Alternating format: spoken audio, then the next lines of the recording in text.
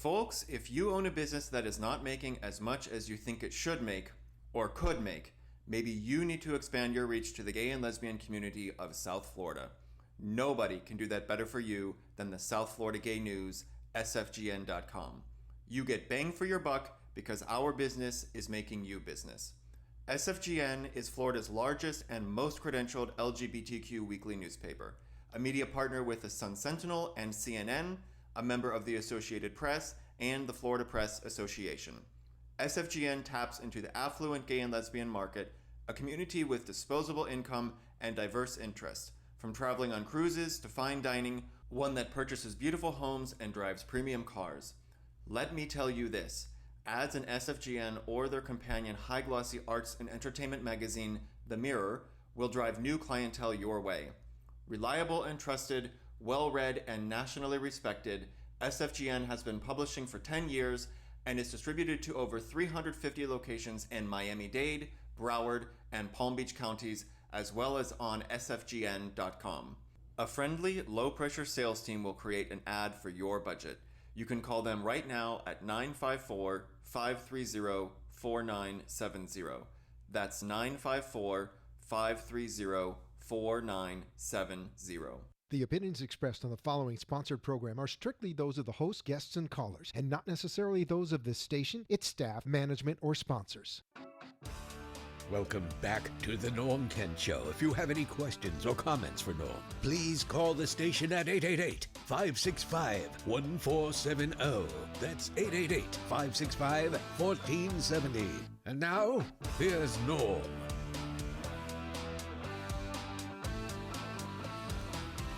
Friday, October 18th, the celebratory 70th birthday show. I should probably rename this particular show, not Holding Court with Norm Kent, but Attorneys with Second Lives. Alvin Entin, a prominent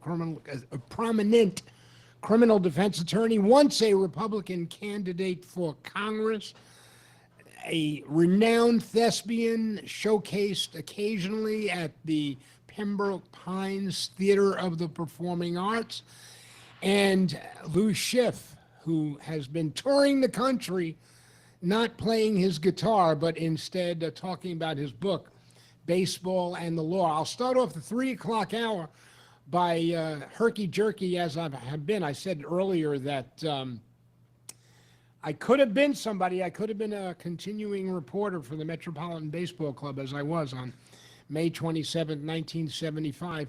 Alvin, you said you liked being a thespian. Last week was Theater Week here at the Norm Kent Show. We had a host of playwrights and producers performing, many shows opening this week and this month. Just saw Les Mis, exciting new production. And I am wondering a bit, if I may, ask you about what the Pembroke Pines Theater of the Performing Arts has planned for this fall, because we did not have a representative from that theater on the show last week. Actually, next Friday we open a 3-week run of The Wedding Singer. Then in January we'll be doing a 3-week run of A Few Good Men. In the spring we'll be doing You're in Town with local South Florida theatrical legend Laura Hodos playing the lead role, and we'll finish the season with Evita. So we've got Evita. We've got a pretty exciting season set ahead of us. But I will tell you this: your studio is right here in the heart of Wilton Manors, and you've got some of the best theaters in South Florida within 3 miles of where you're sitting right now. You got Andy Rogo's Island City Theater, which is maybe 3 blocks away. They do spectacular stuff. You've got Empire Stage right up the street. They do amazing stuff. And you've got Slow Burn, which operates out of the Broward Center, but in the Amaturo or smaller theater. And those are 3 of the best theaters in South Florida. I am amazed when I watch actors perform at how they can learn and study and remember their lines. And one of the guests that I had on last week from the cast of Les Mis, John Ambrosano, said as part of the theatrical company and ensemble, he was not only playing one particular role in Les Mis, whose title I can't remember, one of those French names, but he's an understudy in two or three other roles, including the main one as the thief, Nadir, or something like that.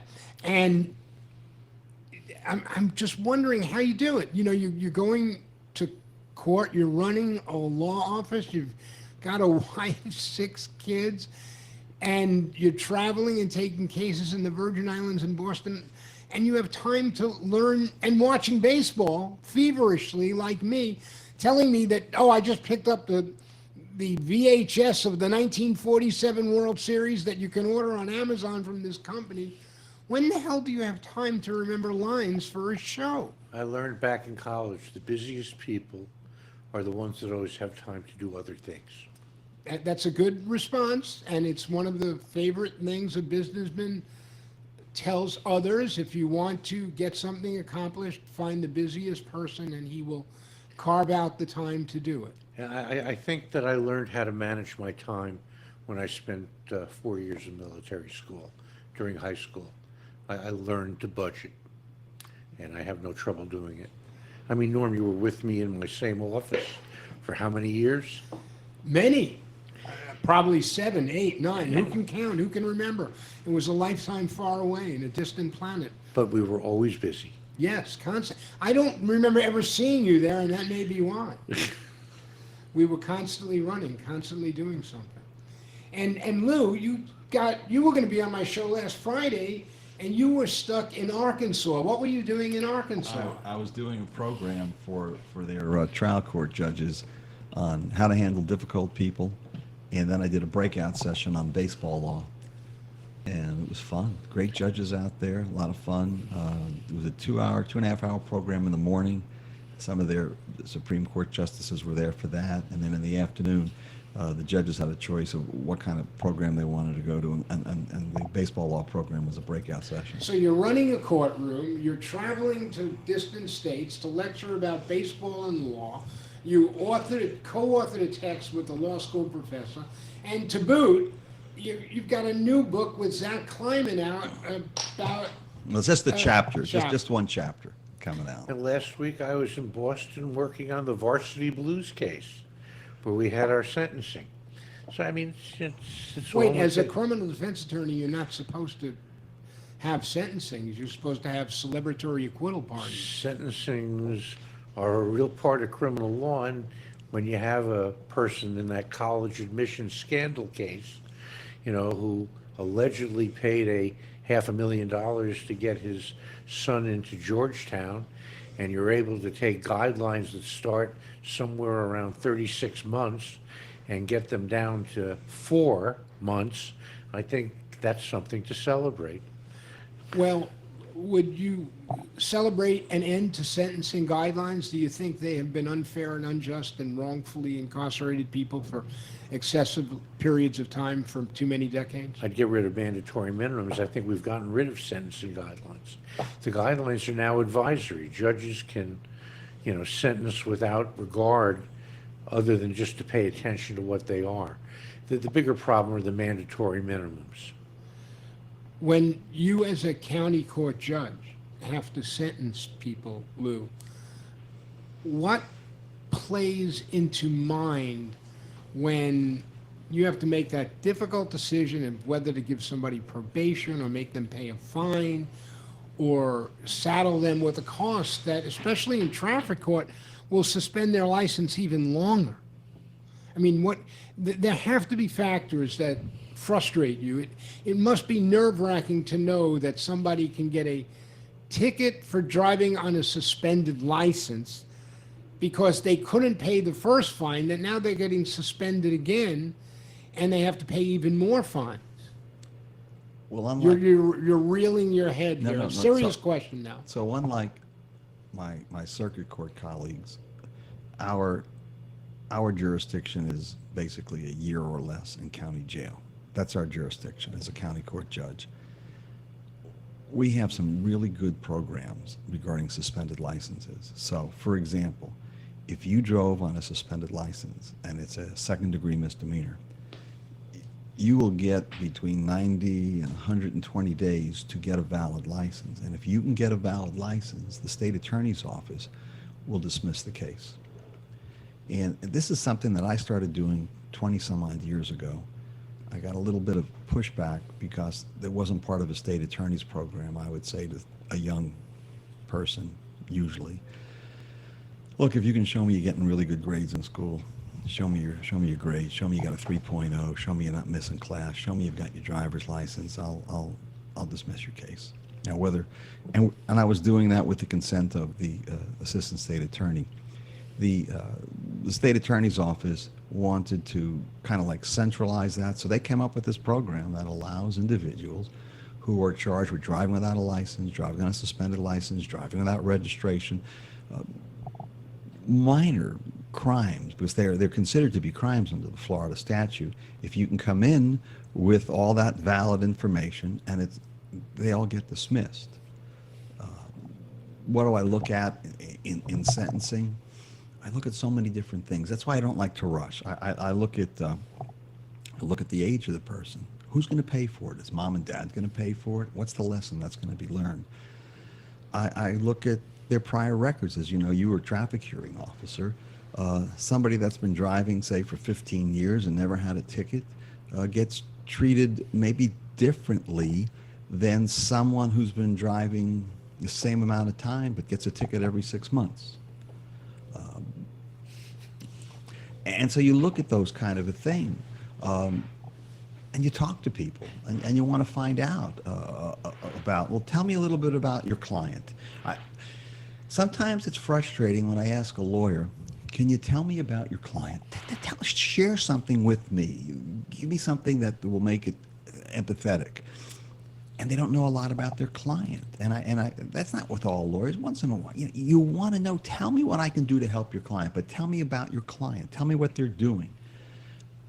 And I like talking to people. That's the beauty of county court. I found the most frustrating thing about being a traffic hearing officer and listening to those cases is the way we've set up the system. If there is a car accident, the public safety aide that responded to the scene is subpoenaed to court. The police officer that issued the citation is subpoenaed to court. The individuals in the other car that witnessed the accident are subpoenaed to court.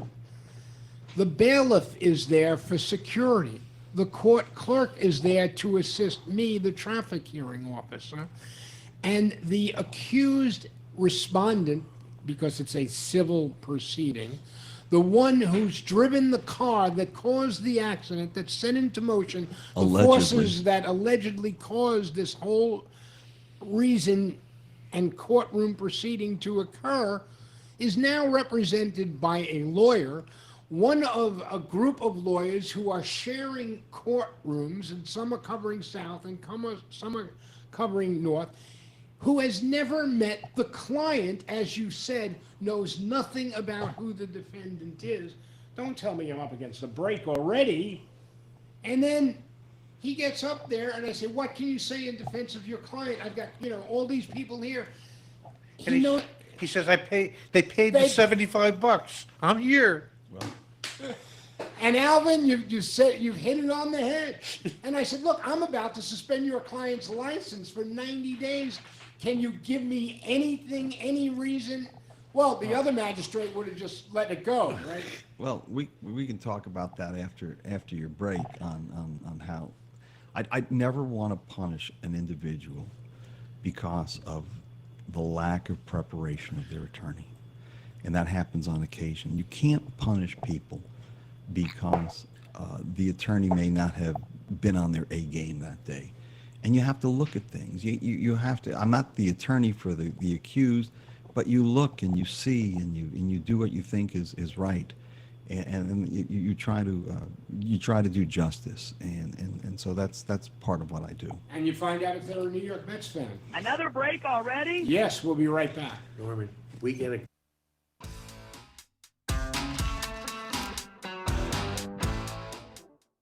Hi, this is Norm Kent. Look, there's nothing that makes you feel good about yourself and others feel great about you than a terrific smile. And at Dr. Howard Cunningham's Office of General Restorative and Cosmetic Dentistry, his team of dental assistants will offer you quality care, ultimate comfort, and state-of-the-art technology right here in Fort Lauderdale. His number is 954-566-9812. Oakland Park Dental offers a comprehensive range of general and enhanced services, a virtual rainbow of treatment for your care. From Botox to dental implants, root canals to dermal fillers, you can get it all with a team that's set apart from the rest because they make you as patients number one.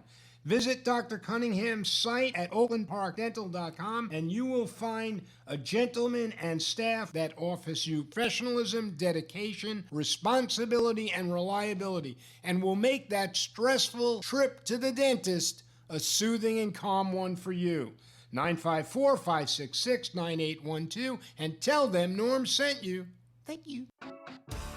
Welcome back to the Norm Kent Show. If you have any questions or comments for Norm, please call the station at 888-565-1470. That's 888-565-1470. And now, here's Norm.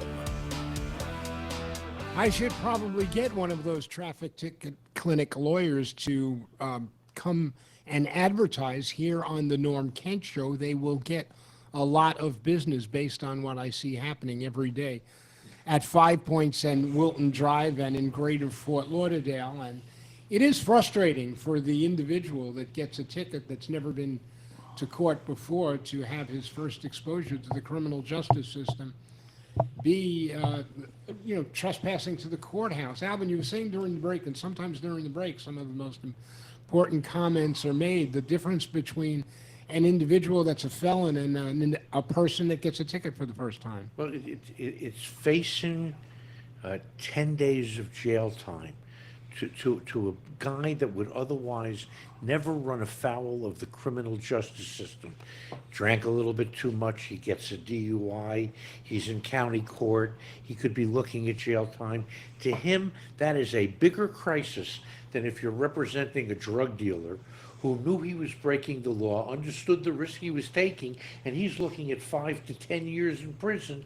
With him, there's a greater equanimity than there is with the guy looking at the 10 days. So the job that Lou has in terms of dealing with people and a stress level, even though it's a smaller amount of time, he's dealing with good people that made one mistake, as opposed to the felony section, which usually is people that have actually committed on purposes, opposed to, accident. In other words, it's so routine in the system to them that they're past the point where they're overly concerned about a felony. They deal with it, they've dealt with it before, and it's no big crisis. But the person coming into county court or traffic court for the first time, Lou, it can be very traumatic. I'll give you a situation. I can't talk about pending cases, but I can talk in general. So a person gets a ticket for driving without a license or a suspended license, and they're pulled over maybe for speeding. And you talk to them and you go, well, why are you driving? And they go, well, I had to get to work. And that's a dilemma. And that's what this diversion program is all about. And I'll say, look, just don't drive right now. Get another way to go there. And if you come in, and I always ask, how much time do you need to get your license? And usually they'll say, I need a month, I need 2 months, maybe 3 months. If you come back with a valid license, and the state says this, the assistant state attorney, state, what are you going to do if they come back with a valid license? Judge will dismiss the case. Or they may say, Judge, we'll change the charge from a criminal charge to a non-moving traffic infraction. So now I can say to you, well, Mr. Kent, state's saying if you come back with a valid license, they're not going to dismiss your case, but they'll change it to a non-moving infraction, which means it won't be a criminal matter. Or, Mr. Entin, if you come in with that valid license, this matter is getting dismissed. And Al is right. We, especially at the satellite courthouse, we get some really good people that have made mistakes. I say to my state attorneys when I get to meet them, between the time you were 16 and the day that Mr. Satz hired you, It's our state attorney here in Broward County. If you had a police officer with you 24 hours a day, 7 days a week, would you have gotten this job? And they kind of give you that funny look, and I go, you don't have to answer it. Just understand that some people are maybe luckier than others. Treat everybody the way you would want a family member to be treated in court. You can't do anything that's wrong, but treat people the way you would want your mom or your dad or your aunt or your uncle or your favorite cousin, whoever it is, to be treated by the court. And if you treat people that way, then you have done a good job. And I think that's an important thing that we all need to do. People are nervous when they come into court. I see it all the time.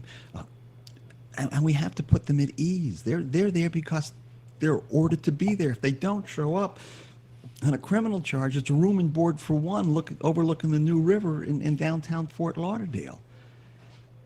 And so they're nervous. They don't know what to do. And so you got to take your time with folks. Many times they don't realize it's a criminal charge. And so, that was a criminal charge? Yes, sir. Yes, ma'am.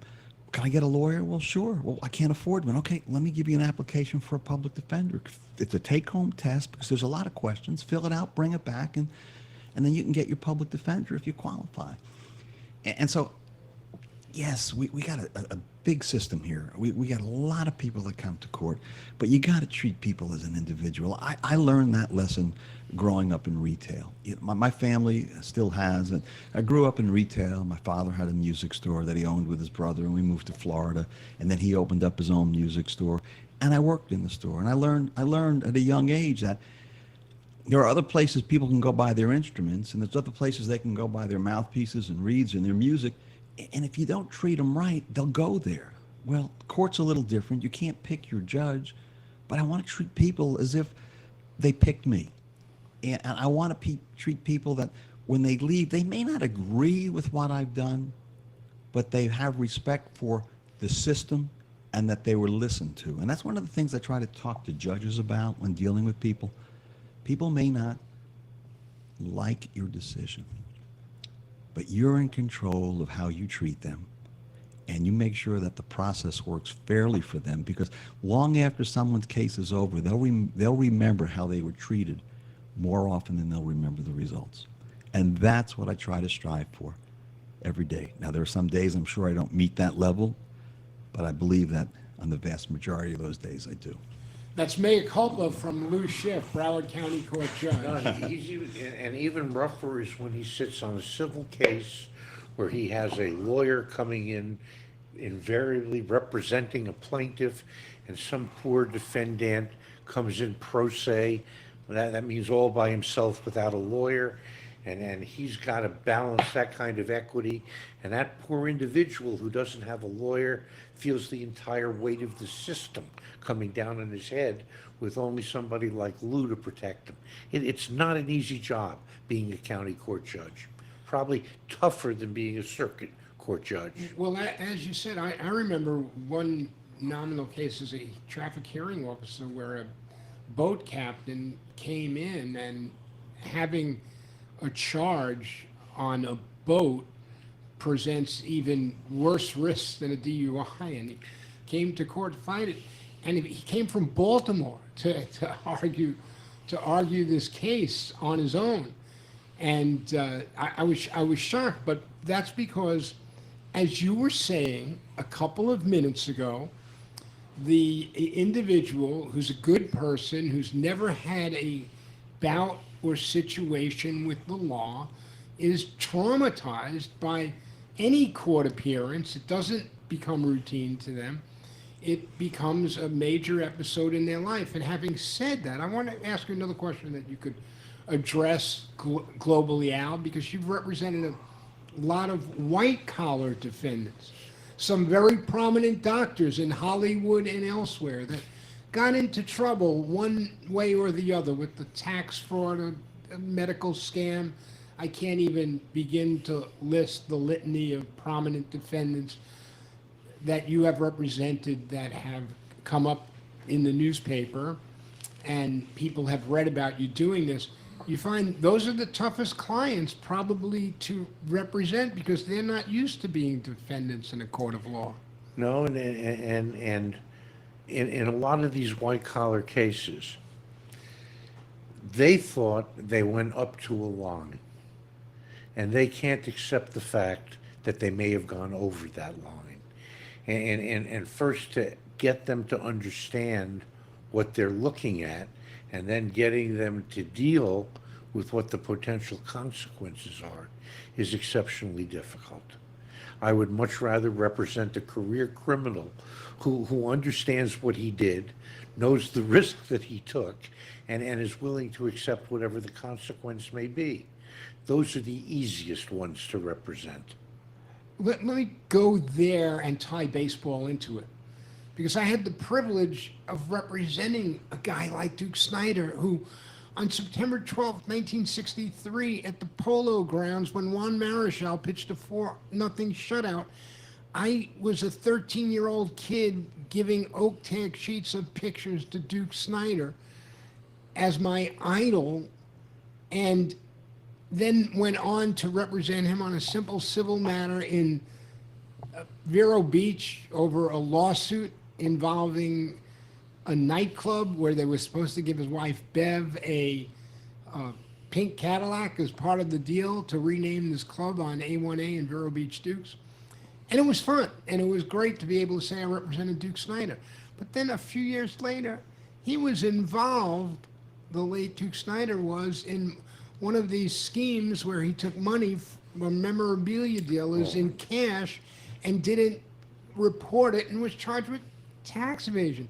You, Lou, were mentioning an experience with Jerry Koosman, our hero from the New York Mets, who also was involved in 2009 in a criminal fraud. And I don't even want to talk about Darryl Strawberry and Dwight Gooden, because those were guys whose baseball cards we collected in 1984 thinking they'd be worth thousands of dollars now, and you could only bring them to people at the Tampa prison and say, he's back. So Lou, what does it do when these idols, these great stars who we admired so much, go wrong and damage their lives and our dreams? I think that all people in all professions, there are flaws. That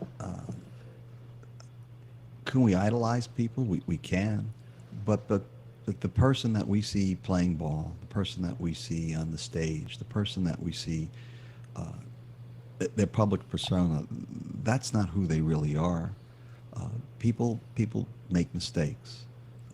People do things they shouldn't do. Judges aren't immune from having done some bad things over the years. Lawyers aren't immune from doing bad things. Doctors aren't immune from doing bad things. And our system is supposed to be set up that everybody's treated equally under the law. And we're disappointed when we learn that a Jerry Koosman committed a tax issue in Wisconsin and is charged by the federal courts there. We're disappointed when Vida Blue is charged with a crime, or Fergie Jenkins gets arrested crossing the border from Canada to the United States with a minor amount of drugs when he was playing ball for the Texas Rangers. So these are the people that that are our heroes, but they all have personal lives and personal issues and personal problems. And all of our sponsors have a right to be heard on the Norm Kent Show, even on my birthday, and some of them are ever so special because without their generosity, kindness, and support, this show would not be back on the air.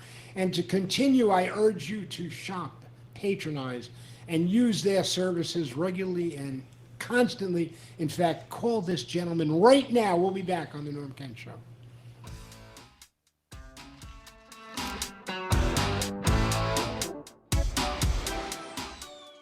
Hi, this is Norm Kent. As we get older, we face a variety of different medical issues in life. Dr. Matthew Leaf has developed a specialty in Coral Springs in the area of urological care. Whether you need treatment for a vasectomy, have issues relating to testosterone, are concerned about urinary problems, or prostate cancer, Dr. Matthew Leaf is involved in ongoing clinical research regarding low testosterone, enlarged prostates, and urinary leakage. Most of all, patient education is the central focus of his care, allowing you as the patient to become partners in your healthcare decision making. Give him a call today at 954-755-3801. That's 954-755-3801. Tell him Norm Kent sent you. Thank you.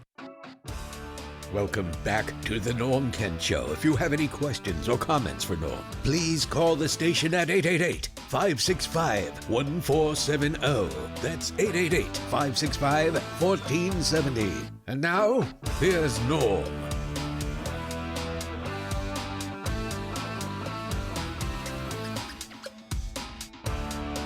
And Lou Schiff pointing out, as Lou did, that sometimes our heroes are flawed and don't do everything, don't live up to the dreams and aspirations we have for them. So I have to ask Alvin, this is like kids, I tell them, don't tattoo your whole body and don't put a picture of somebody on it, because 5 years now, you might hate them and want to cover it up. One of the first segues of our show, talking about what an amazing Mets fan you were, talking about how you loved the Mets, you named, in case you weren't listening at the 2 o'clock hour, you named all your kids after Mets, including Keith Hernandez. Is this the same Keith Hernandez who in 1974 was testifying in federal court about using speed in the baseball games? 85. 85? But by the way, he redefined the position. I would pay money today to go to a ball game and watch Keith Hernandez field. Forget the fact that he was a great hitter. He redefined defense for a first baseman. But yes, I happened to be in Shea Stadium in 85, the day that Hernandez came back from having testified at the Pittsburgh drug trials, and stood up with 55,000 other Met fans to give him a standing ovation. And then I said to myself, I never thought I'd live to see the day that I'd give a standing ovation to a snitch. And that's because you're a criminal defense attorney, and people know that you represent people, that sometimes bad people, who, what Raphael said yesterday, sometimes there are devils as criminal defendants. There are bad people doing bad things to good people, and sometimes there are good people that go wrong. But it's a summary of our lives that, you know, you gave your son his name because of this guy that's involved in using speed as a baseball player, allegedly, and that must have pissed you off. You had to get angry at the time. It did, but he turned his life around, and he's been nothing but a paragon of virtue since then. I think Keith Hernandez was caught up in the drug craze of the 1970s and 80s, and I think that was kind of all over Major League sports, not just baseball. Listen, a drug craze, as Lou, I want you to address, is something that not just athletes have been involved in. It existed in the 60s. It existed in the 70s and 80s. There's always something. It's not just cork bats with Sammy Sosa. It's not just putting a little Vaseline on a baseball. It's anything a baseball player can do to advance their career or get a little edge, cut a razor on a stitch on a baseball, they'll do it. But now you got people like Jose Canseco for years was using steroids and was open about how he did it, and everybody tried to cover it up.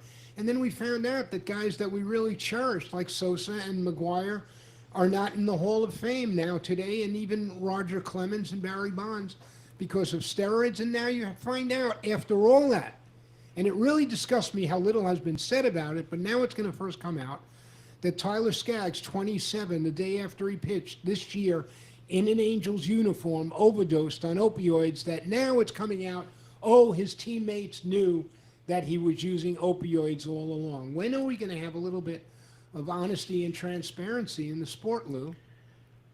You'd have to ask the commissioner's office about that. So to have a, we can talk about McGuire and the guys from the steroids era for a moment. They were cheating the system at the point. There's a photograph in our book with them testifying before Congress about what they did or they didn't do. it's about being honest, and I'm not sure that they were all honest at the time. We have in our country an epidemic of individuals, and it is a shame because it runs across every line. It doesn't matter how old you are, it doesn't matter where you're from. People use drugs. They get drugs. They get it legally, they get it illegally, and we have programs that are set up in court to assist people who have used drugs that are not prescribed to them. And we try to help them. We have a wonderful drug court program here in Broward County with Judge Ginger Loren in county court. And our job as judges is to identify individuals that we may think have a drug issue and get them help. Get them help so they don't go out and do something that will hurt themselves or hurt others. And so we now have a lot of specialty courts that we didn't have 25 years ago. And so rather than just incarcerate somebody, okay, you use marijuana, you use too much alcohol, you use cocaine, you use Let's opioids. not get personal with Norm. No, illegally used it. My childhood indiscretion has now become my lifelong achievement. Understandable. We want to make sure we give people, we're a great court of second chances. We need to give people second chances. We need to give people the opportunity to rehabilitate themselves. And so that's what we try to do with our specialty courts. We have a court in Broward County for veterans. We have a court in Broward County for the homeless. We have a court for those who have abused drugs or alcohol. We have a mental health court to assist individuals. We have the diversion programs for drivers. I think our justice system, between the time we all graduated law school and today, students are being taught differently about what justice is and how to deal with it. I think that there's a big difference. Let me ask Alvin that if you look back on your 45, 50 years as an attorney here in South Florida, if you can remember that far back, would you say the system is fairer today than years ago? Was justice meted out in a more swiftly and honorably back in the days of Judge Futch or today? It's absolutely more fair today.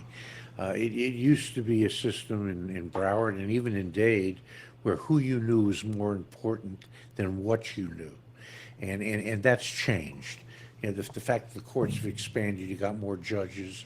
It's not the same kind of small cliques that used to be there. I think you get more even-handed justice. But while we're talking about justice, and with regard to what you just mentioned, Lou, you know, steroids were a fact of life in baseball.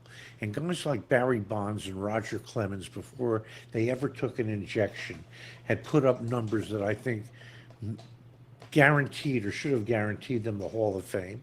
And candidly, I think it's a crime that they're not in there.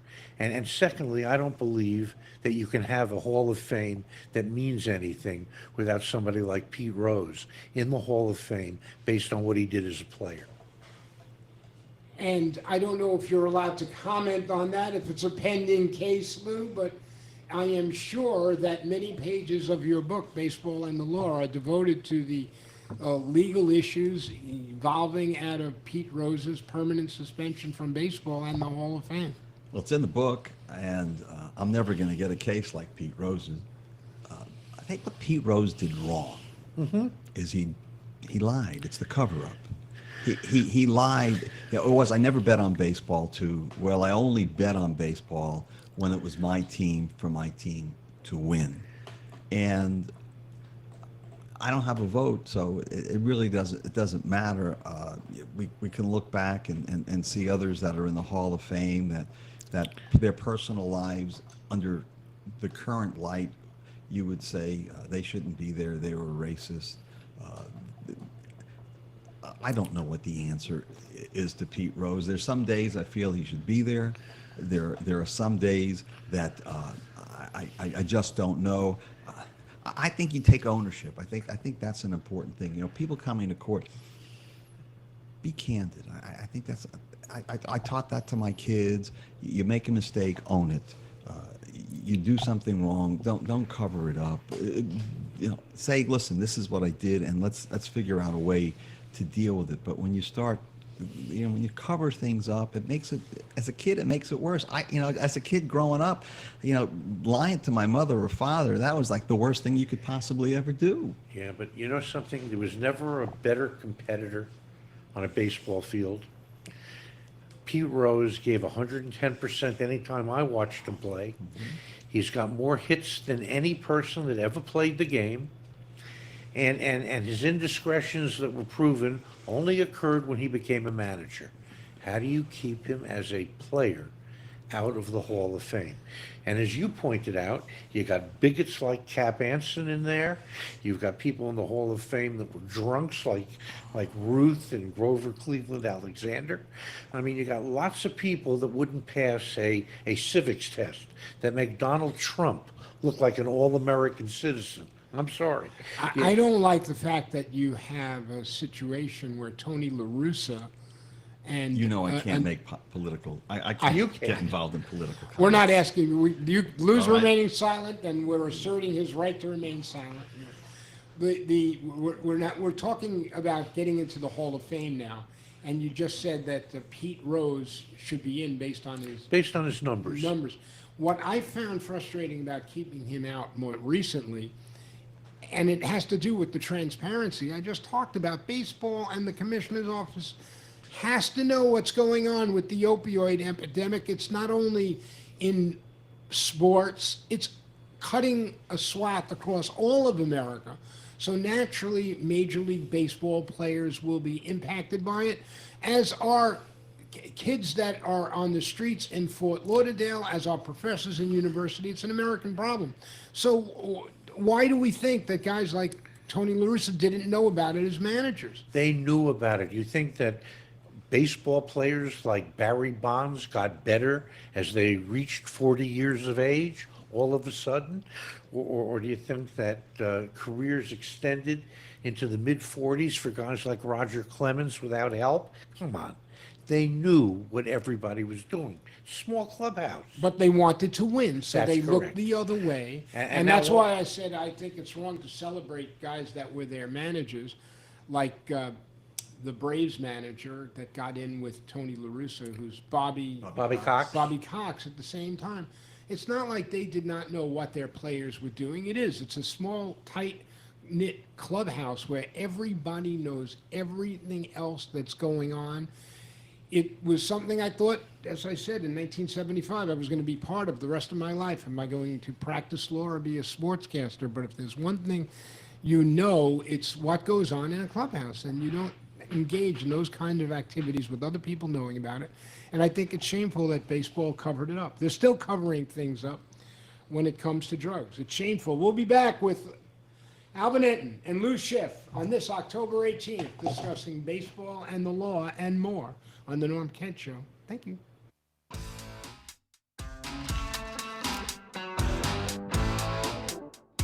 Hi, this is Norm Kent. Are you tired of the doctor telling you where to go, or facility determining how much it will cost, and finding out afterwards maybe that your own health care plan has a ridiculous deductible and won't cover it? Let me tell you about a new generation healthcare marketplace that makes scheduling an appointment for specific diagnostic services as easy as booking a flight or hotel through Priceline or Expedia. It is called Medixall.com. Write it down now, immediately this second. Medixall.com. If you are uninsured, or even if you have a high deductible, can they ever save you money without sacrificing a centimeter of quality health care? With their online platform, you can quickly find the highest quality, affordable health care services offered by medical providers in your area.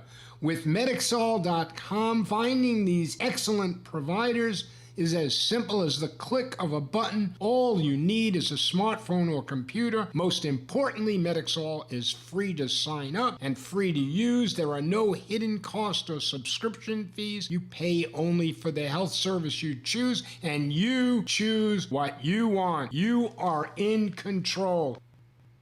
Woo! Thank you.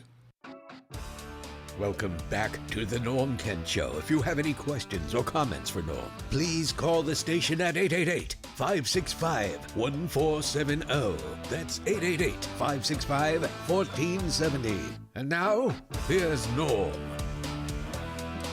Alvin Entin and Lou Schiff, we're in our last segment. Let's end it on a baseball note with your feelings about the Florida, now Miami Marlins and their management and tenure over the year. First, we'll start with Alvin, and then we'll go to Lou, who I still see there with his baseball glove catching foul balls, pulling them in on a daily basis at Marlins Park. But first, Alvin, what has been your love affair with the Marlins, comparing it to the years with the Mets? It's hard to fall in love with the Marlins because every time they have a player that looks like he's somebody you want to follow and a team that looks like it has potential to be exciting, management sells them off. If you like watching Double-A baseball, go to Marlins Stadium.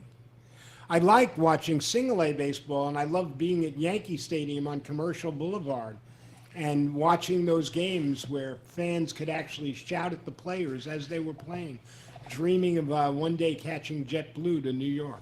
That's fine, but the Miami Marlins are not a Major League Baseball team and haven't been for years. Utterly offensive and unconscionable that they have sold their soul and traded them away, some of the most remarkable talent the team has been able to amass in years.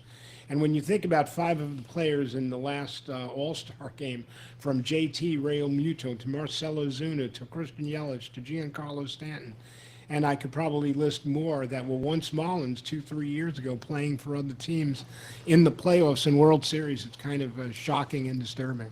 Yeah, and then you look at what they've got. If you remember far back enough when they had the highlight strike, and we went from players like Lauren Yaga and all the great highlight players, and they brought in a bunch of bums from Mexico like Romo and Haino, and the game completely changed, and people stopped going to highlight. And that's why nobody goes to the Marlins Stadium.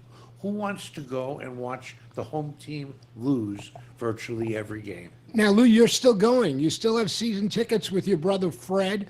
You got to throw out the first ball at a game last year. You're a great baseball player. You jump up and catch these line drive foul balls with your glove, pocket them. And, No, I don't pocket them. You know that. You sat with me at a game at the old stadium. Remember that? All right, I'm teasing. I've Gene caught, Marola keeps I've caught 2 foul balls while you've sat with me at ball games, and I've given them away. The last ball I caught that I didn't give away was on Father's Day a few years ago, and I was with Dad, and he said, well, who are you going to give the ball to? And I said, well, you're getting it because it's Father's Day. The only other time I think I kept the ball is when I came with the kids and said, okay, here, kid, you get it. Okay, Father's Day, 1964. I was 14 years old. Were you at that game? My dad The took me perfect game? to a baseball Jim Bunning. game. There you go. In my back office, I have this blown up black and white photograph that I acquired about 8 or 9 years ago with Jim Bunning signing it. It says, Happy Father's Day, Jim Bunning. He passed away not too long ago. After becoming a horrible right-wing Well, Republican. I remember I can't. Let me just say You can't as say a judge, anything I don't talk politics. I know. It's Bear with me. impermissible. I was at that game too, by the way. You were It was both double there. header. Yeah, it was a double header. Yeah. I remember being there. yeah. Let's talk about the Marlins though. Okay. So, yeah, I am a season ticket holder. Been for a long time, as you know, Norm. We sat through many a game. Where I we're was. all, yes, I remember. You used to sit in like 145 at the old Correct. stadium, and I was behind you in 245. Right, but now, why go? I like baseball. I love baseball. I'll watch it on TV.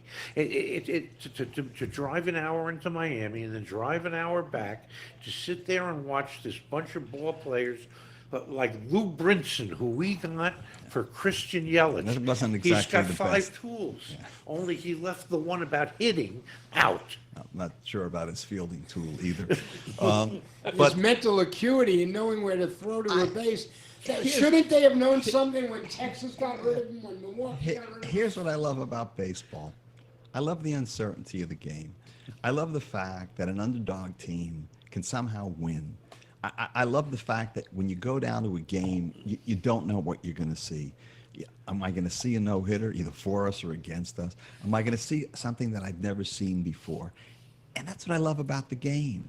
I'm not happy that Yelich and Ozuna and Stanton all made the playoffs on different teams. I'm not happy. Even Rodney is pitching for the Nationals now, and you've got Sanchez pitching lights out for the Nationals now. I mean, you look around Major League Baseball, and some of the best players in Major League Baseball came from the Marlins. It's like we've become the Kansas City A's. And so what's the future? Delivering stars to other teams. So what's they the can future? perform better. Again, I like baseball.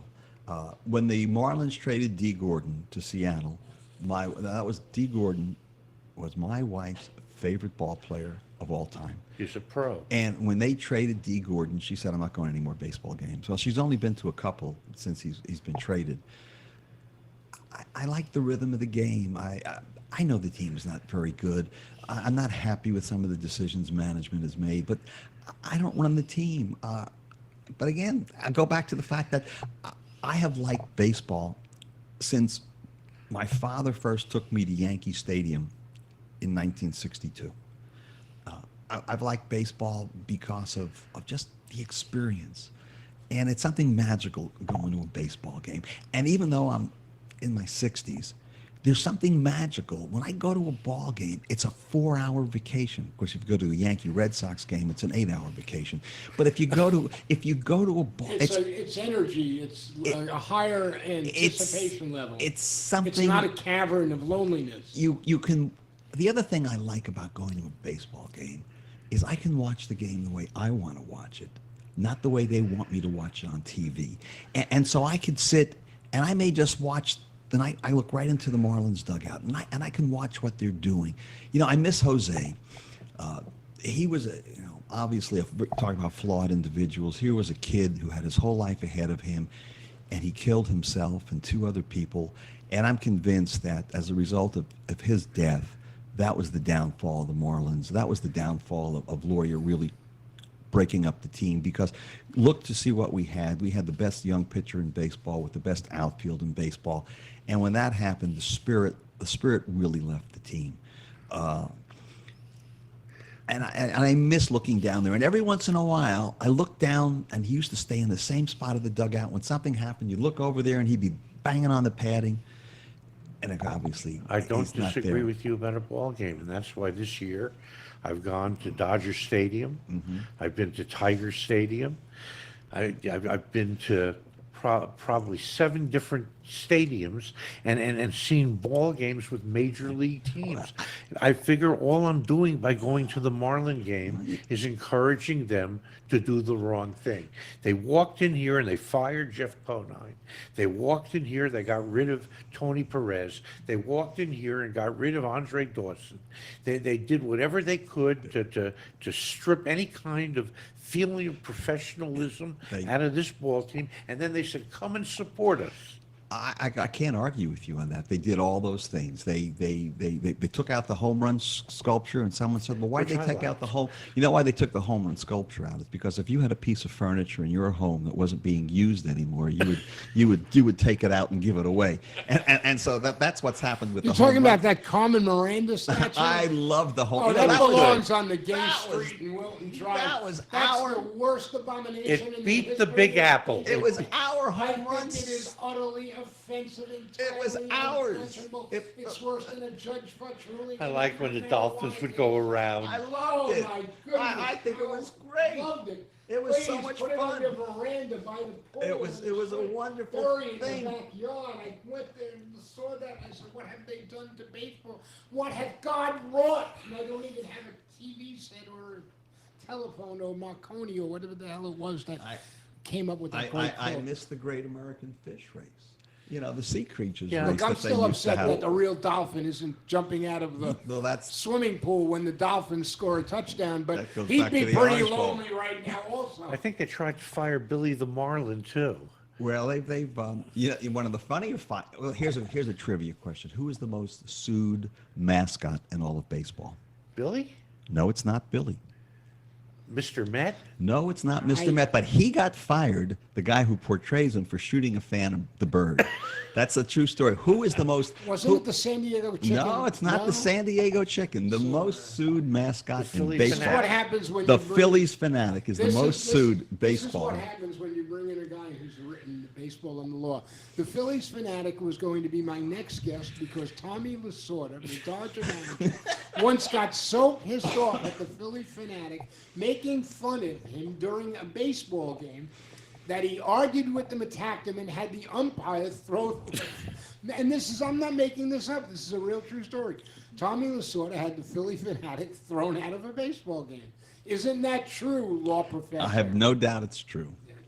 It absolutely is true. The guy was making fun of Tommy Lasorda. He ran out of the dugout, literally tackled the guy, and had him thrown out of But the again, baseball. management tried to get rid of Billy the Marlin.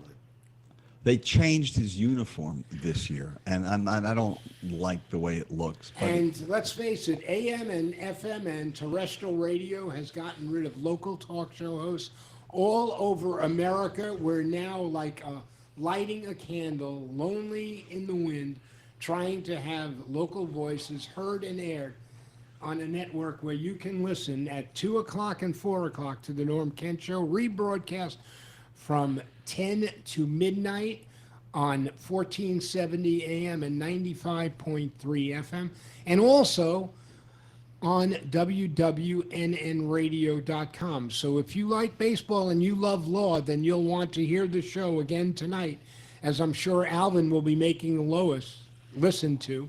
How's her knee, by the way? We were talking about her surgery. She's beginning to walk a little and starts intensive rehab on Monday. And doctor did a great job, and she's coming along like a champ. No small undertaking getting a knee replacement. And speaking about doctors doing a wonderful job, let's thank the cardiovascular consultants of Plantation for doing a remarkable job keeping both of us alive, although Dr. Paz says eat less.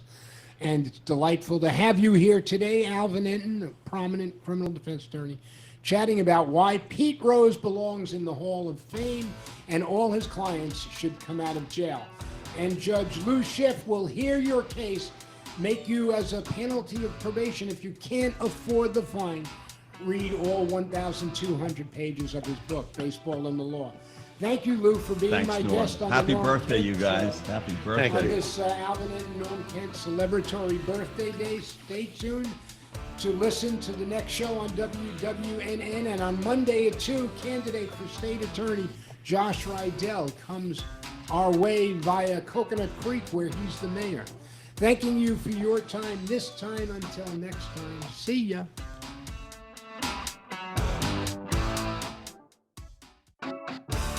Thank you for listening, and we hope you've enjoyed this episode of The Norm Kent Show. You can hear him broadcasting live from 2 to 4 p.m. and rebroadcast from 10 to 12 every day right here on 1470 WWNN. Also, WWNNradio.com, along with 95.3 FM.